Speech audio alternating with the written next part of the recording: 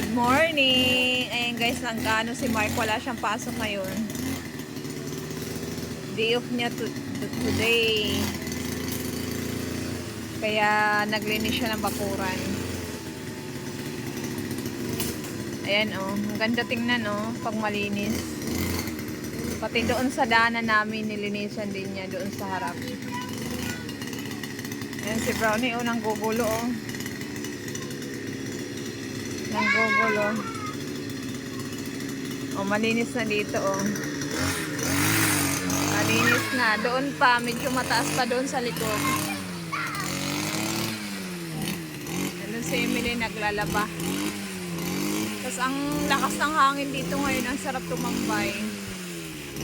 Tapos magandang pakiramdam ko kaya nakalabas. Diba?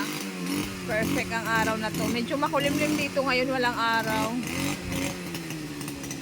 Ay mo, ang kulit ng aso.